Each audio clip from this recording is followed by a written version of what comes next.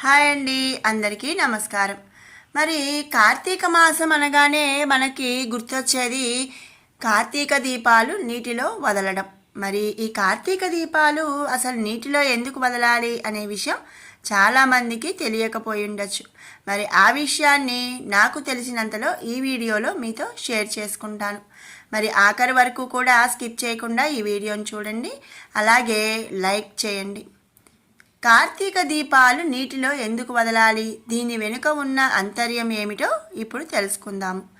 దైవభక్తి ఉన్నవారు సంవత్సరం మొత్తం కూడా దీపం వెలిగించకపోయినా ఎంతో పవిత్రమైన కార్తీక మాసం నెల రోజులు దీపం వెలిగిస్తే చాలా మంచిదని మన పెద్దలు చెబుతూ ఉంటారు. కార్తీక పురాణం ప్రకారం కార్తీక మాసంలో పిప్పలుడు అనే మహారాజు దీపదానం చేయటం వలన సంతానాన్ని పొందాడని, వారి కుమారుడైన శత్రుజిత్తు ఈ మాసంలో దీపాన్ని వెలిగించడం వలన కైలాసాన్ని చేరుకున్నాడని ఎన్నో కథలు ఉన్నాయి. ఈ నెల రోజులు ఇంట్లో దీపాల కన్నా చెరువులు, నదుల్లో దీపాలు వదులుతూ ఉంటారు. ఏ నదీ తీరం చూసినా కూడా కార్తీక స్నానాలు చేసేందుకు వచ్చిన భక్తులతో కలకల్లాడుతూ ఉంటుంది. సూర్యోదయం అయ్యే సమయానికి నదీ తీరం మొత్తం కూడా దీపకాంతులతో నిండిపోతుంది. ఇంతకీ కార్తీక మాసం నెల రోజులు కూడా నదుల్లో, చెరువుల్లో దీపాలు ఎందుకు విడిచిపెడతారు? దీని వెనుక అంతర్యం ఏమిటి?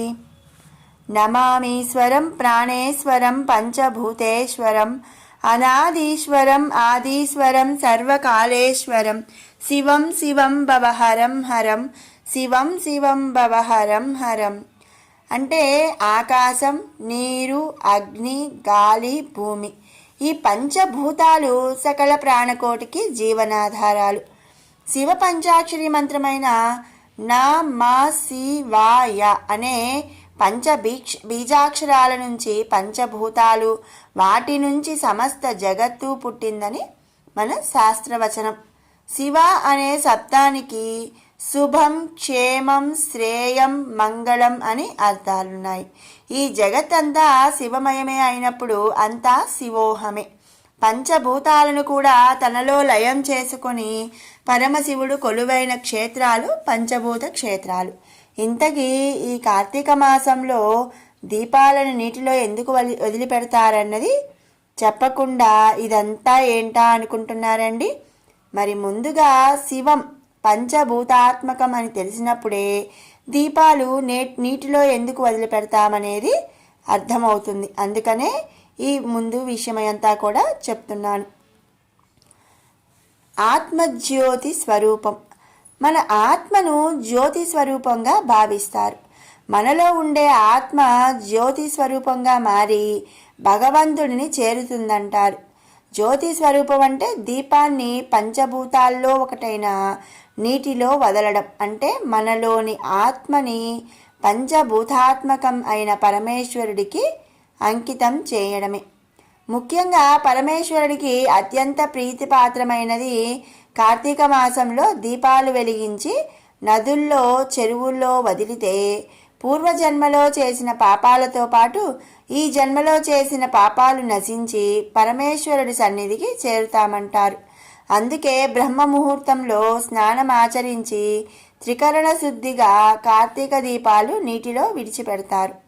అన్ని మాసాల్లో చేసే ఆధ్యాత్మిక కార్యక్రమాల కన్నా ఈ కార్తీక మాసంలో చేసే ఉపవాసం, స్నానం, దానం అన్నీ కూడా ఎన్నో రెట్లు ఫలాన్ని ఇస్తాయని మన పురాణాలు చెబుతున్నాయి. విష్ణువును తులసి దళాలు, కమలం, జాజి, అవిసె పువ్వు, గరిక, దర్భలతో, శివుని బిల్వదళాలు, జిల్లేడు పూలతో అర్చిస్తే వారికి ఉత్తమ గతులు కలుగుతాయంటారు.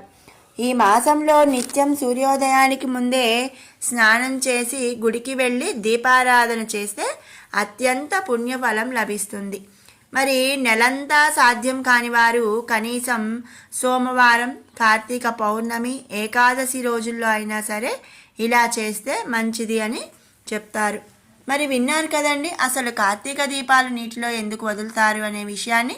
మీరందరూ కూడా కార్తీక మాసంలో కార్తీక దీపాలను నీటిలో వదిలి ఆ విష్ణుమూర్తి అలాగే పరమశివుని యొక్క దయకు పాత్రులు కావాలని ఆశిస్తున్నాను. మరి మీకు ఈ వీడియో నచ్చినట్టయితే లైక్ చేయండి, షేర్ చేయండి. అలాగే మరిన్ని అప్డేట్స్ కోసం మన ఛానల్ని సబ్స్క్రైబ్ చేసుకోండి. Thanks for watching.